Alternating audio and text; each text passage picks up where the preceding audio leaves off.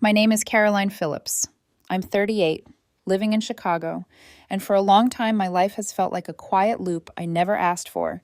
Wake up, make breakfast, drive my daughter to school, go to work, come home, pretend I'm not exhausted, repeat. Every morning, my 9-year-old daughter Emily sits at our small kitchen table like she owns the world.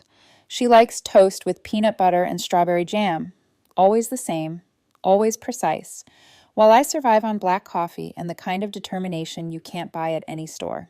People like to say, "You're so strong." But strength isn't something I chose. It's something I was forced to wear, like a coat that never comes off, even when it's too heavy. Emily is my entire reason for getting up. She's the only constant in a life that broke in half and never fully healed. And yes, I'm dating someone now. His name is Ethan Walker, my boyfriend. He's patient in a way that makes me uncomfortable sometimes, like he's waiting for me to stop flinching at kindness. He's never tried to replace anyone. He doesn't give me speeches about moving on. He just shows up, quietly, consistently, especially on the days when grief tries to sneak back into the room like it still pays rent. But even Ethan doesn't know the full story. Not the whole thing. Because the truth is, I didn't stop visiting my parents' house in Evanston because I was busy. I stopped because my daughter was rejected at their front door on Christmas night. And once you see your child's face when the people she loves turn cold, once you hear her tiny voice ask, "What did I do wrong?" something inside you changes permanently. To understand why my family did what they did, you have to go back to the first tragedy. The one that made me vulnerable enough for them to think they could break me. It was February 2023, a rainy Friday in Chicago. The kind of rain that turns everything gray and makes the city feel like it's holding its breath. I was in a meeting at work when my phone kept vibrating in my pocket. I normally ignore calls in meetings, but that day, something in my gut kept squeezing tighter and tighter, like a warning. I stepped out into the hallway and answered. A professional woman's voice said, "Hello. I'm calling from Northwestern Memorial Hospital. Your husband has been in a serious car accident. Can you come immediately?" I didn't even remember grabbing my coat.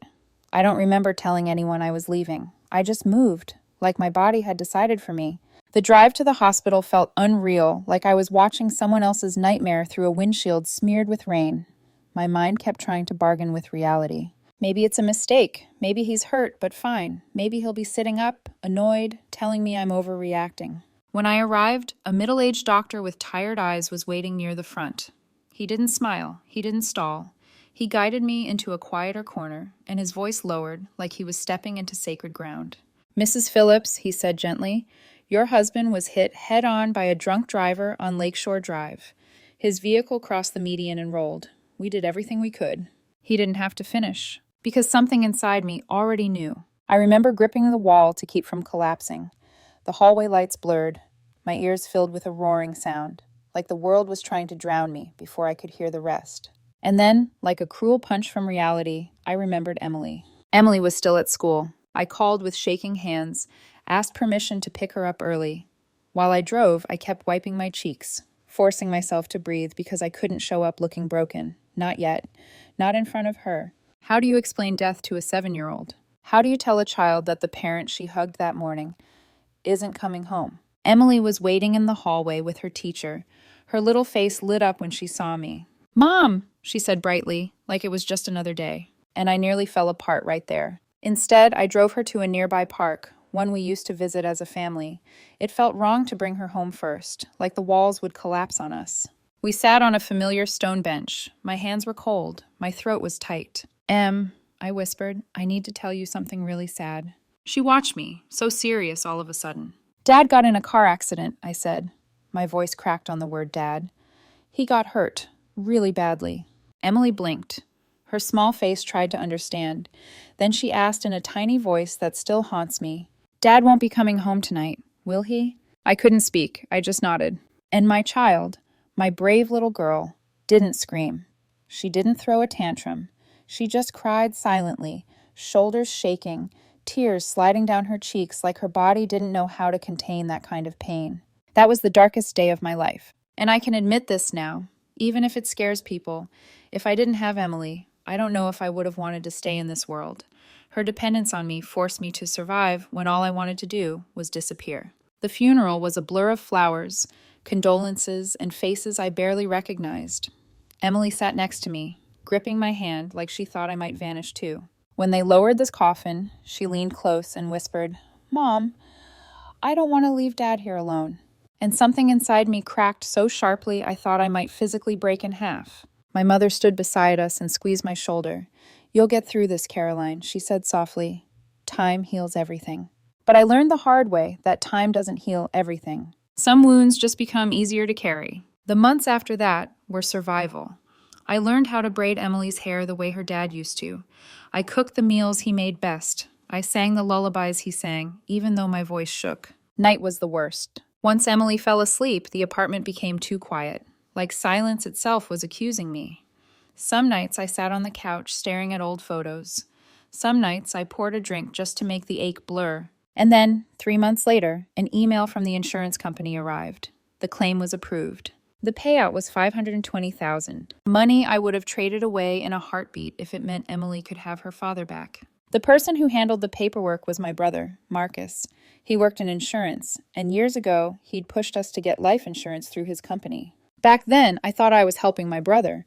I didn't realize I was handing him a future temptation wrapped in tragedy. The night the money hit my account, Marcus showed up at my door with a bottle of liquor and a smile that didn't belong on someone's face after a death. He clapped my shoulder like we were celebrating. "Congratulations, little sister," he said. "The money's in your account now, right?" I froze. "How did you—" Then I remembered. Insurance office, access, information. I let him in, even though every instinct in me wanted to close the door. Marcus sat on my sofa like he owned it, poured 2 glasses, slid one toward me. $520,000, he said, eyes bright. "That's a lot of money. What are you going to do with it?" I stared at the glass, my stomach turned. "I haven't decided," I said quietly. "I'm still processing everything." Marcus nodded, as if he'd been waiting for that answer. Then he leaned forward, voice lowering into something that sounded almost kind. "You know," he said, "this is the perfect time to make smart decisions. Investments, trust funds, savings plans." He talked for almost half an hour without stopping. I barely heard him. All I could think was, my husband is dead and my brother is treating it like a lottery ticket. Then Marcus finally paused, and his expression shifted, like a mask slipping. "If you don't have a purpose for the money yet," he said carefully, "you could give it to me. I'll help you make a profit." I looked straight into his eyes, and in that moment, something cold and clear settled in my chest. "No," I said, firm. "That money belongs to Emily. It's her future. I'm not touching it." Marcus's smile twitched. He recovered quickly, but I saw it. The flash of irritation, the greedy calculation that never fully left his face. "I'm just suggesting," he said lightly. "I'm your brother. I can manage it better than some stranger." I shook my head. "I'm meeting with a financial advisor next week." His jaw tightened. "So you don't trust me?" he asked, voice sharp now. "It's not about trust," I said, keeping my tone calm, even as my heart pounded. "It's about my daughter. I'm not risking her future." The air between us turned thick. Marcus drained his glass and stood up so fast the sofa cushion bounced. When he left, he didn't hug me. He didn't even look back. He just walked out like I'd done something unforgivable. And as the door clicked shut, I had a sudden sinking feeling that I hadn't just refused a request. I'd triggered something that would crawl through my family, whispering lies, until it reached the one night they knew would hurt me most. Christmas. The week after Marcus walked out of my apartment, the silence he left behind didn't feel normal. It felt deliberate, like he wanted me to notice the space where his affection used to be. Like he wanted me to feel punished before he even decided what the punishment would be. I didn't chase him, not because I didn't care. He was my older brother, and once upon a time, he was the person who taught me how to ride a bike, who snuck me extra marshmallows in my hot chocolate when our mom wasn't looking. But grief changes what you can tolerate, and motherhood changes what you're willing to risk. Emily didn't have the luxury of me making sentimental mistakes. So I kept moving. I kept functioning. I kept our little world stable because stability was the only gift I could still give her. A week later, I met with a financial advisor named John Bennett, someone a colleague recommended because, in her words, he doesn't let emotions make decisions. I needed that. I needed someone who wouldn't feel sorry for me. John was calm, professional, and quietly sharp-eyed, like he'd spent years watching families tear themselves apart with paperwork and polite smiles. We sat across from each other in a neat office that smelled like coffee and printer ink. He reviewed my documents, listened to my goals, and didn't flinch when my voice trembled talking about my husband. When I told him about the insurance money and Marcus's visit, John's pen stopped moving. He looked up. "Your brother works in insurance?" "Yes." And he asked you to give him the money to invest? John's voice stayed even, but his eyes hardened. I swallowed. He said he could help me turn it into more. John leaned back slightly. Caroline, life insurance money does something to families. I've seen it over and over. The payout becomes a mirror. It reflects who people really are when temptation shows up. I forced a tight smile. He's still my brother. John didn't smile back. Be careful. People don't always stay family when money enters the room. At the time, I thought he was being dramatic. Because despite everything, I still believed my parents would never truly choose greed over their granddaughter. I still believed blood meant something. John helped me set up an education trust fund for Emily. College, graduate school, if she wanted it.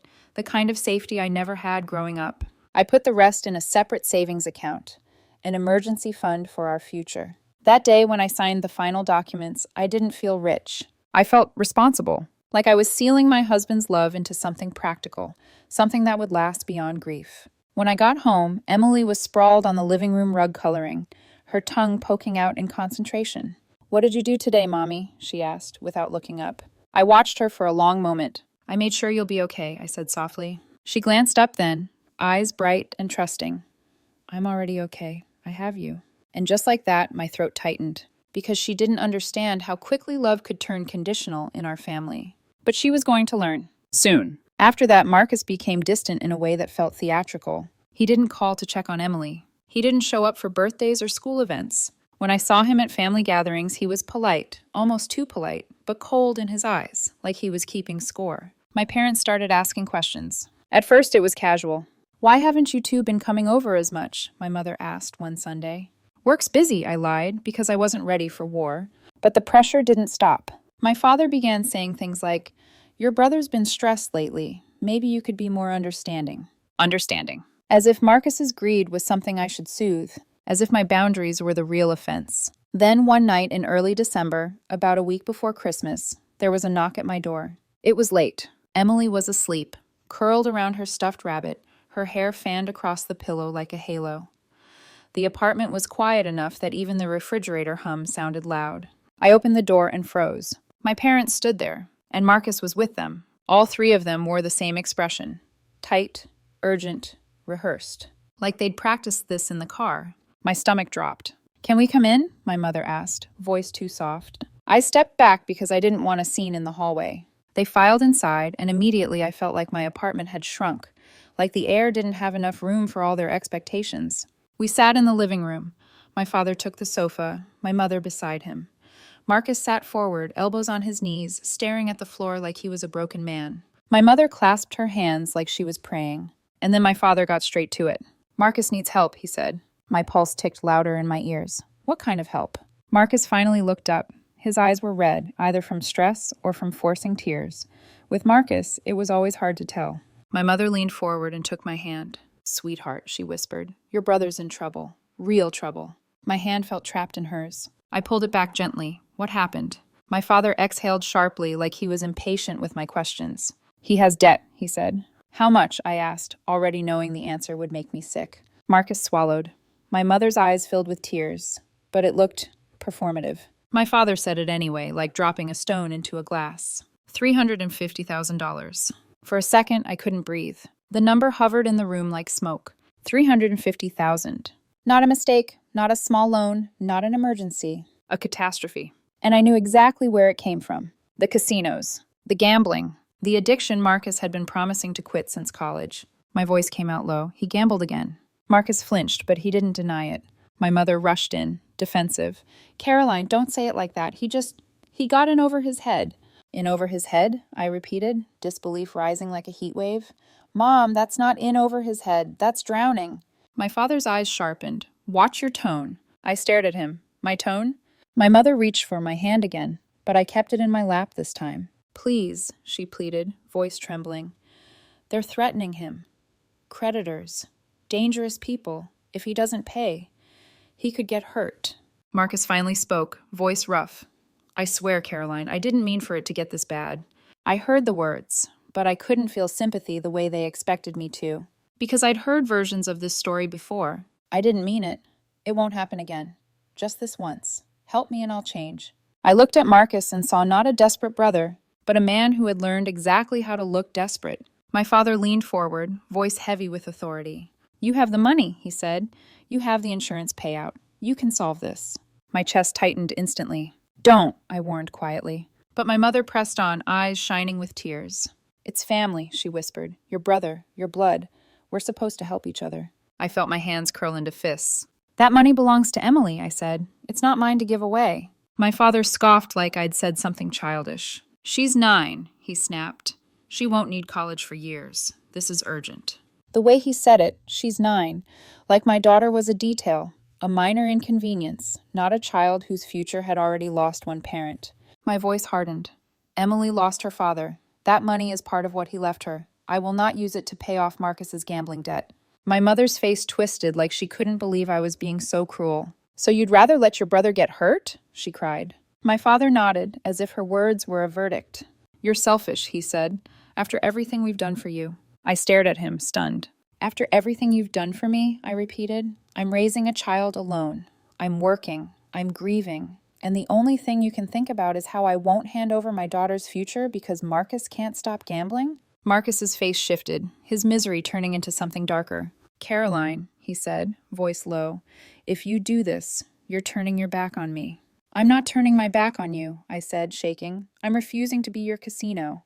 The room went silent. My mother began to sob, loudly, the kind of sobbing designed to make you feel like a monster. My father stood up, towering over me like I was still 16. If you refuse, he said, voice cold, don't expect us to pretend nothing happened. My pulse hammered. Was that a threat? My mother wiped her tears and leaned in close, like she wanted to press guilt into my skin. Think about Christmas, she whispered. Think about family, about Emily having her grandparents, about being surrounded by love. Love. The word felt poisonous, because I suddenly understood what they were doing. They weren't asking me. They were cornering me. They were using my child like a bargaining chip. I stood up, keeping my voice as steady as I could. You need to leave, I said. My father's face flushed red. So that's it? You're choosing money over family? I laughed once, short and bitter. No, I said. I'm choosing my daughter over Marcus's addiction. Marcus rose too, eyes blazing now. You think you're better than me? I think Emily deserves better than all of this, I said, my voice cracking at the edges. My mother's sobs turned into a wail. You're destroying this family. I opened the door. Get out, I said. They stared at me like they didn't recognize me. Maybe they didn't. Because the Caroline who used to fold under their pressure? She died the day I had to tell my daughter her father wasn't coming home. My father walked out first, jaw clenched. My mother followed, shaking her head, whispering like I was possessed. Marcus paused at the doorway, eyes sharp. This isn't over, he said quietly. Then he left, and I stood there with the door closed, heart pounding, feeling the air return to the room like it had been held hostage. I went to Emily's bedroom and watched her sleep for a long time. Her face was peaceful. She had no idea what kind of war had just stepped into our living room. I brushed her hair back gently and whispered, I'll protect you, even if it costs me everything. And in that moment, I didn't yet know how soon my family would prove that love, to them, had a price. But they were already calculating it. And Christmas was coming. Christmas Eve arrived wrapped in snow and false hope. Despite everything that had happened, despite the way my parents and Marcus had stood in my living room and tried to auction off my daughter's future, a small part of me still believed they wouldn't go that far. They wouldn't punish a child. They wouldn't use Christmas, the one night of the year that's supposed to belong to innocence and warmth, as a weapon. I was wrong. Emily had been counting down the days on a paper calendar she'd taped to her bedroom wall. Every morning, she crossed off another square with dramatic flair, announcing, "Only 3 days left," or 2 days until Santa comes. She made Christmas cards for everyone, my parents, aunts, uncles, cousins. She even insisted on one for Marcus, drawing a crooked stick figure family under a lopsided tree. "Uncle Marcus will like this one," she said proudly. I gave him the biggest smile. My chest tightened when she said it, but I forced myself to smile back. On Christmas afternoon, I helped her into her red coat, the one with the fluffy white trim she loved. She twirled in front of the mirror, grinning. "Do I look like a Christmas movie?" she asked. "You look perfect," I told her. She grabbed the envelope of handmade cards and skipped down the stairs ahead of me, humming a tune she'd learned at school. The drive to my parents' house in Evanston was quiet but not tense, at least not for Emily. She talked nonstop about the presents she thought Grandma might like, about whether Grandpa would make his special hot chocolate, about how Uncle Marcus used to lift her up to put the star on the tree. I listened, fingers tight around the steering wheel. The house looked exactly the same as it always had. White fence, big oak tree in the yard, Christmas lights glowing warm and inviting. Laughter and music floated out through the windows. For a brief, foolish moment, I thought maybe I'd imagined the threat. Maybe my parents had cooled off. Maybe Marcus had come to his senses. Emily bounced beside me as we walked up the steps. "I hear music," she whispered excitedly. I rang the doorbell. Footsteps approached. The door opened. Marcus stood there, and immediately I knew. There was no smile, no warmth, just a hard, deliberate stillness, his body angled to block the doorway, his eyes sharp and unwelcoming. My stomach dropped. Before I could say anything, Marcus spoke. "This party is only for real family members," he said flatly. For a second, my brain refused to process the words. "What?" I asked. Emily tightened her grip on my hand. "Mom?" I stared at Marcus. "What the hell are you talking about?" His lips curled into something that wasn't quite a smile. "Family means people who put their relatives above everything else," he said, "and clearly you don't." The words hit me like a slap. Emily looked up at him confused. "Uncle Marcus?" She stepped forward, still holding her cards. "I made you a card," she said softly. Marcus didn't even look at it. I felt something inside me snap. "Move," I said through clenched teeth. "You don't get to talk like this in front of my daughter." Before Marcus could answer, movement behind him caught my eye. My parents appeared in the hallway. So did my aunts, my cousins, people I'd grown up with. Emily's face lit up instantly when she saw them. "Grandma, Grandpa," she called, waving her cards. "I missed you so much." But no one stepped forward. No one smiled. They just stood there, silent, watching. That's when the cold truly settled in my bones. This wasn't Marcus acting alone. My father stepped up beside him and placed a hand on his shoulder, an unmistakable gesture of support. "We need to talk," my father said, voice stiff, privately. I shook my head slowly. "No. If you have something to say it here." Emily's fingers dug into my coat. She was starting to tremble, half from the cold, half from fear she didn't understand.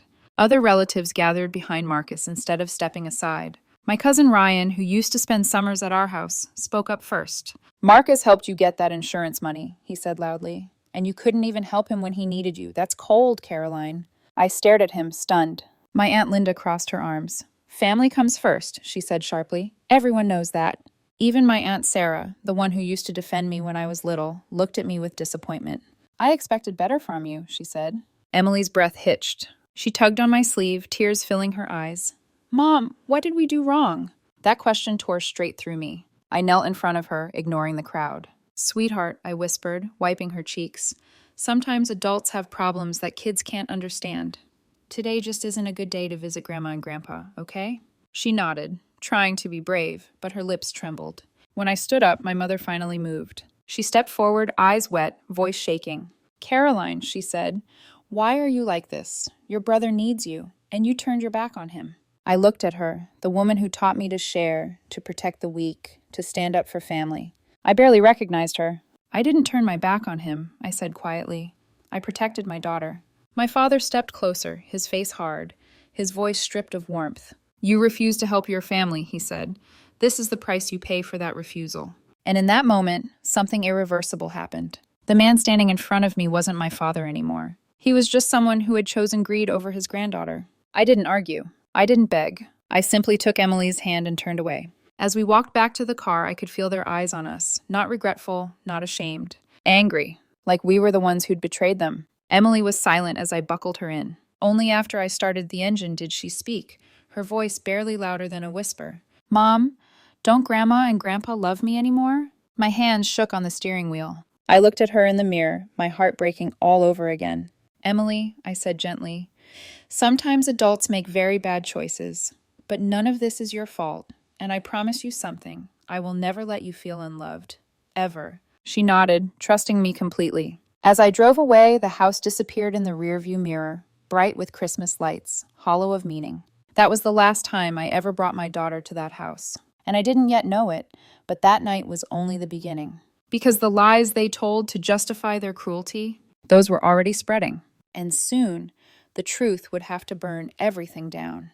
That night, after Emily finally fell asleep clutching her new teddy bear, I sat alone on the couch in the dim glow of the Christmas lights I'd hung weeks earlier. The apartment smelled like pizza and pine needles. Wrapping paper was scattered across the floor, evidence that I'd tried, desperately, to give my daughter a Christmas that didn't end at a locked door. Emily had smiled again before bed. That mattered.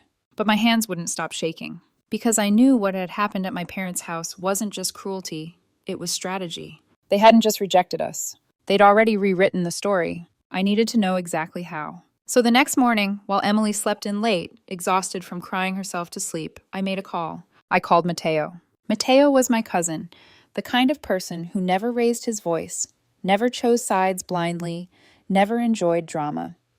We'd grown up together, spent summers biking through alleys and sneaking into movie theaters. If anyone still cared about truth, it was him. He answered on the second ring. "Caroline," he said quietly, "I was hoping you'd call." My chest tightened.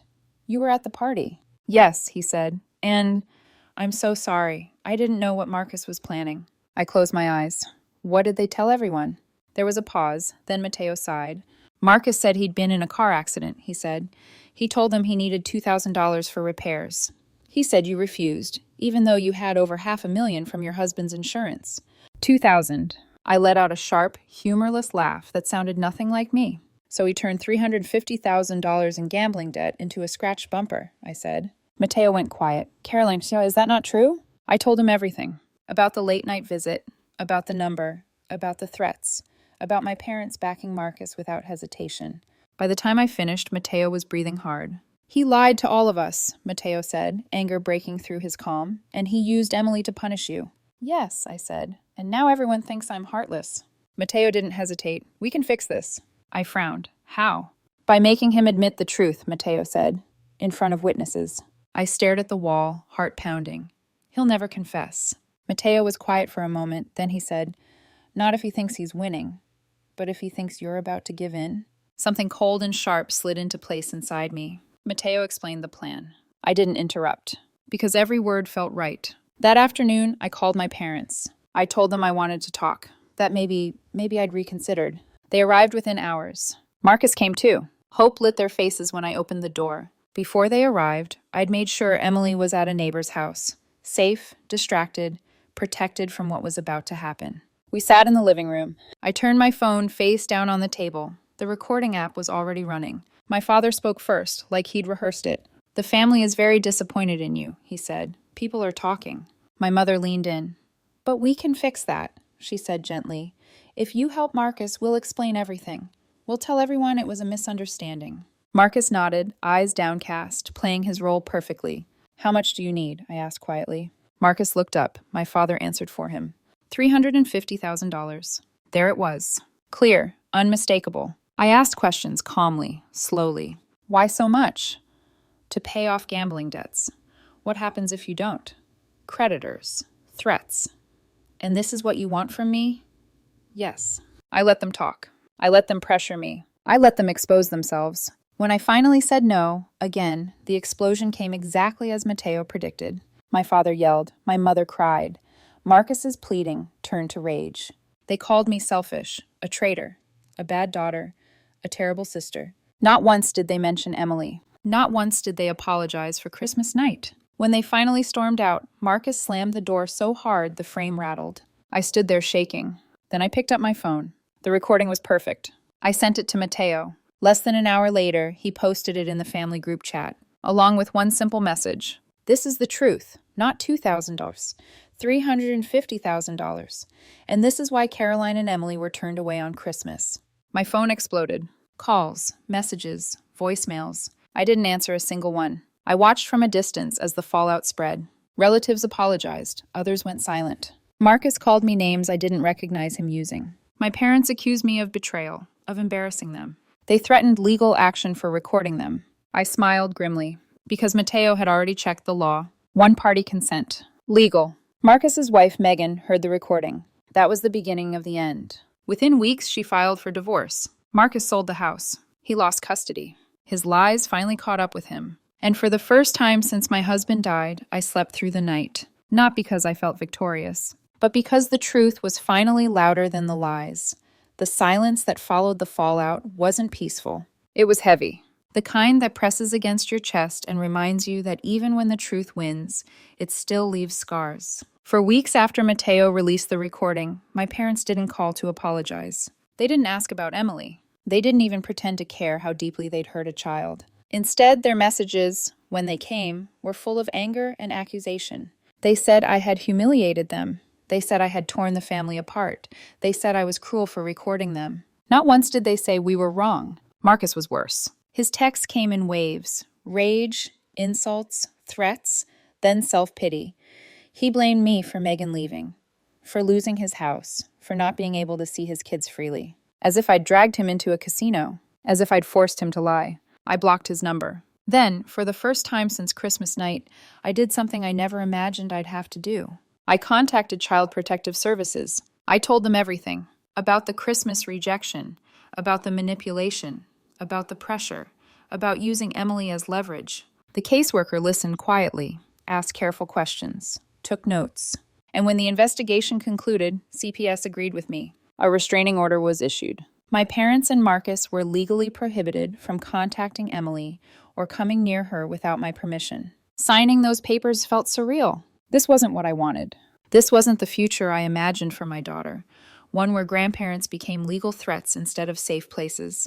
But I reminded myself of something important. My job wasn't to preserve family appearances. My job was to protect my child. Emily didn't fully understand what had happened. She only knew that we stopped visiting Grandma and Grandpa and that Uncle Marcus was no longer around.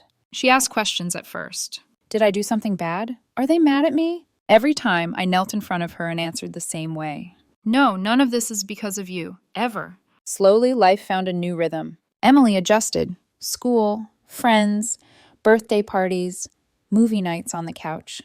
Laughter returned, not the same as before, but real. A year passed. Then 2. That's when the knocking started. At first, it was subtle. A car parked across the street on weekends. A figure near the building entrance. Then, one Saturday afternoon, there was a knock on my door. I looked through the peephole. My parents. Older, smaller somehow, desperate. I didn't open the door. I told them through the wood to leave, or I'd call the police. They begged, apologized, promised they'd changed. I told them to leave. They did, but they came back. Again and again. Each time I held this boundary. Each time my resolve was tested. Part of me wanted to scream at them for what they'd done. Another part, the part that remembered bedtime stories and scraped knees, wondered if they were truly remorseful. Months passed like that. Finally, I agreed to meet them, on my terms. No Emily, no house. We met at a quiet coffee shop a week ago. They looked older, tired, and shamed. For the first time, they said the words I'd been waiting for. We were wrong. They admitted they'd supported Marcus blindly, that they'd used Emily to pressure me, that they'd let greed and fear override love. They cried, and this time it felt real. I told them I was willing to rebuild something with them, but not everything. Not yet. I made one thing crystal clear. Reconciliation with me did not mean access to Emily. That trust had to be earned slowly, carefully, with boundaries they didn't get to negotiate. They agreed. Now I sit with the question that still haunts me. Am I being too harsh? Or am I finally being the mother Emily deserves? I don't know yet. What I do know is this. My daughter will never again be made to feel like love is conditional. Not on money, not on loyalty tests, not on someone else's addiction. And if protecting her means standing alone against the people who raised me, then that's a price I'll pay every time.